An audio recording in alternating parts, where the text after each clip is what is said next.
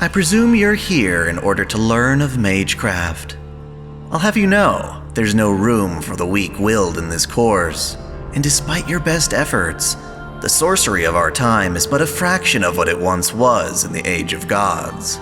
Much of the craft is established through pedigree, and the culture of mages is riddled with deception and moral depravity. That said, if you insist, I shall do my best to educate you in this miserable, yet fascinating world.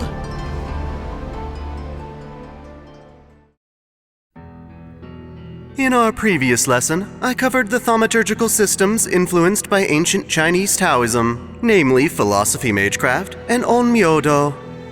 While these systems extend their reach throughout Asia, Japan specifically is known for introducing systems of its own.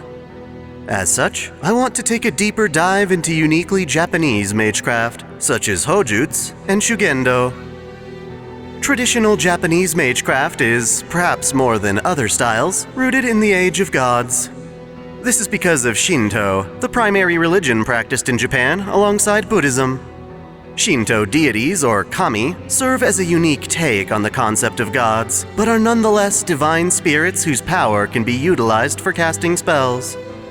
In the same way as other divine spirits, kami derive power from worship, and that worship, in turn, flows into Magecraft.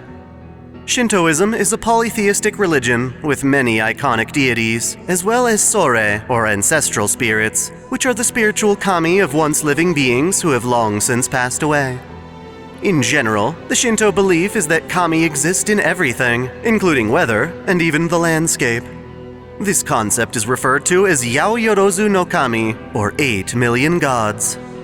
While these kami are said to exist everywhere, Shinto priests focus their worship by enshrining kami in specific locations across Japan. As such, there is a strong regional factor involved with kami and their powers. There are a variety of ways Japanese mages can call upon the powers of kami. Most involve the kashiwade, or clapping gesture, made before offering prayers at a Shinto shrine or altar. Japan's gods love arts and entertainment, especially kagura, a type of ceremonial dance that often incorporates masks. In that same way, mages incorporate festivals, games, and other rites when visiting gods, either to offer blessing or to quell their rage. In addition, Japanese mages have imported ideas from Philosophy Magecraft, allowing them to essentially share their deities through the Philosophy Foundation. By now you should know that, with the end of the Age of Gods, mystery suffered a huge decline, effectively weakening Magecraft the world over. However, island nations such as Britain and Japan were able to preserve the Age of Gods more heartily by being isolated from outside influence. In Japan's case, this preservation came in the form of divine bodies, or the fully formed organs of kami. Think of them like magical catalysts, fragments of a god's power that remain even in the modern era. From the myriad of divine bodies that once existed in Japan, only 8 are known to still retain their former power, and the 8 groups that hold them implement a variety of methods to keep them safe. One of these groups is the Yako family in Tokyo. They are a distant relative of the Ryogi demon hunters, and they continue to practice traditional Japanese magecraft along with being a Yakuza faction. They possess the divine body of Okunishi, a god of the night and lord of the land of the dead. This particular kami is enshrined at Kanda Myojin in Akihabara, of all places. Originally, this god was known as Onamuchi before merging with other gods to become something akin to a high spirit. He was once a mortal man who worked alongside a wise dwarf to help build Japan, playing a role in Japan's creation myth. He became a god after enduring the afterlife of Ne-no-Kuni, but was ultimately killed when his brothers crushed him between 2 trees. His legend is considered a Japanese version of Set and Typhon, Greek gods whose stories were spread eastward by Iskandar's invasions. This just goes to show how all forms of magecraft are influenced by the sharing of information across the globe. Regardless, the Yako choose to preserve the divine body of Okunishi by storing it in their own descendants. The humans whose bodies protect it are referred to as the Black Chest. Specifically, the Yako family practices Houjutsu, a Japanese variant of the Shian arts discussed previously. Houjutsu is primarily used against demons, which makes sense when you consider that the Yako are connected to the Ryogi demon hunters. The spells that can be used through Houjutsu vary, but one type is the use of Edict Binding, which restrains non-human creatures. While helpful against pureblood demons, it has no effect on half-demon hybrids. The Demon Hunter organization, then, was formed in part to derive new methods of slaying demon hybrids. The mage Soren Araya also uses Houjutsu, specifically a spell called Kongyakshuk, to interfere with space. For Araya, this meant clenching his fist and chanting a single-word aria to completely crush a region of space with ease. Well, I say with ease, but there's no denying this is high-level magecraft that can only be used so effortlessly when truly mastered. Generally, Houjutsu is only practiced by those of a secretive organization in Japan. While no longer having anything to do with magecraft, monks at the Ryudo Temple in Fuyuki City used to be a part of this organization. A more dominating branch of Japanese magecraft is called Shugendou, which means the path of training and testing. It is a style that blends magecraft and religion, derived from Japanese folk beliefs influenced by Buddhism, Taoism, and Onmyodo. What sets it apart is its focus on the mountains, as Shugendou also refers to acquiring special powers through intense worship and training in the mountains. These powers are both diverse and obscure, such as learning the Hihatsuho, or flying bowl technique. With it, practitioners are able to move a small metal disc in the air without making any sound, and yet use it to strike with ferocity. A huge component of Shugendou is emulating the techniques of mountain-dwelling Tengu. The Tengu are a species of elementals, which are similar to nature spirits. They aren't gods, but they're certainly more godlike than human-like. Normally, they don't interact with humans, but there are notable exceptions, such as when Kichi Hogen, the Tengu of Mount Kurama, taught Ushiwakamaru in the ways of war.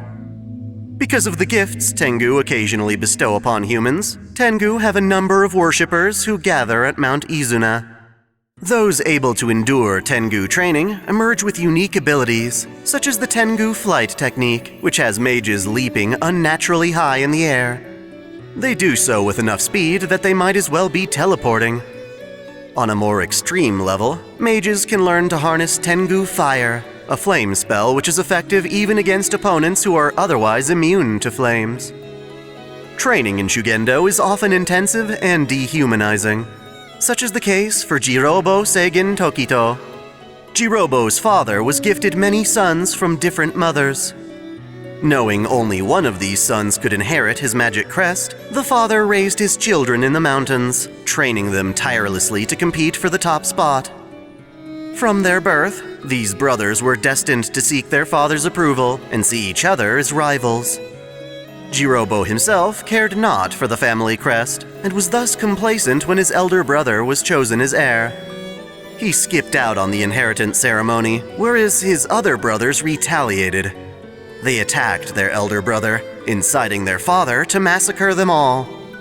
After the ensuing conflict, the elder brother emerged as the only survivor, but he too was nearly burnt to death by Tengu fire.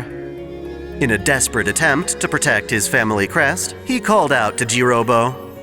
After walking past the corpses of his father and brethren, Jirobo reluctantly inherited the crest in its damaged state. It was a cruel and inefficient practice, yet I have to admit that sort of thing is common in the world of mages. In a very similar manner, we have the Myorenji family of mages, who practice an especially deadly form of Shugendou, Tengu arts. Viewing the Tengu as hellish beings, the Myorenji train in the Tengu arts by corrupting themselves. In doing so, they hope to acquire one of the Rokujinsu, or 6 supernatural powers of Buddhism. These techniques are typically only accessible after 100 years of a mage training to enhance their bodies, and yet the Myorenji family had a prodigy on their hands.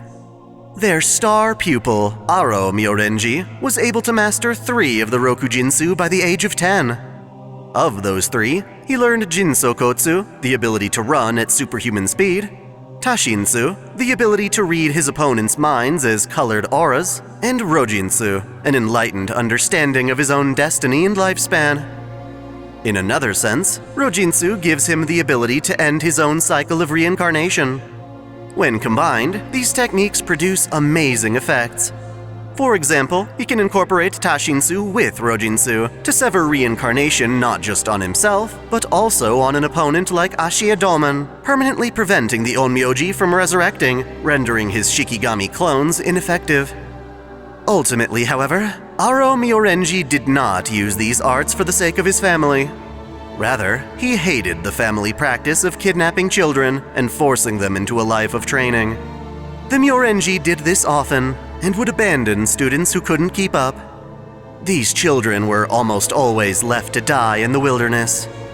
Wanting to put an end to this vicious cycle, Aro used his techniques to slaughter the entire family before descending the mountain and renaming himself Scandinavia Peperoncino. Mages often want to deny their humanity, and yet that humanity is often what ultimately guides them. The life of a mage is often full of suffering, but I don't personally believe that has to be the case. In summation, from the broader scope of Asian magecraft, Japan has a unique set of styles that can be found nowhere else in the world. Much of this is tied to the Shinto religion of enshrining and worshipping kami. As an island nation, Japan has better preserved its mystery after the end of the Age of Gods. They benefit from channeling a kami's power through prayer and ritual, which can be as bland or festive as any given kami prefers. One of the applications of this power is known as Houjutsu, but it's seldom practiced in the open. On the more Buddhist side of Japan's religious practices, there is Shugendou, a style of mountain training that heavily relies on the use of Tengu arts. Now, in this lesson alone, I've already mentioned both divine spirits, such as kami, and nature spirits in relation to Tengu. As it turns out, the term spirit is used in a more broad context as well. Thus, for our next lesson, I wish to cover all the varied meanings behind the term spirit.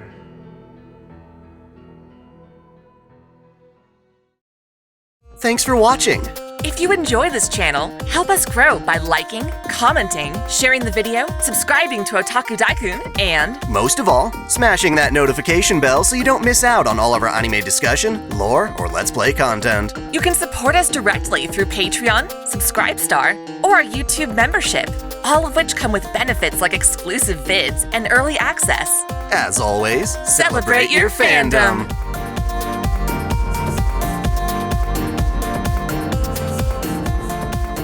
I want to give a special shout out to all my $10 and up supporters. VideoGamer75, Stephen Elak, Samuel Gersten, Otaku Mom, Jens Bauman, Mystic Samurai 1983, Lord Ormagoden, Freebrick, RNG or Shuffles 1498, Alexis Yukio Gomez Yamato, Johnny Tsunami, Link Pendrago, Brandon Baker, Observer Bellis, Flash Daniel, Matthew McAfee, Game King 352, Caitlin P, Vladimirovna, Succubus Sakura, Normace, Jonathan Padua, The Taz 96, and SF Giants Fan Mike.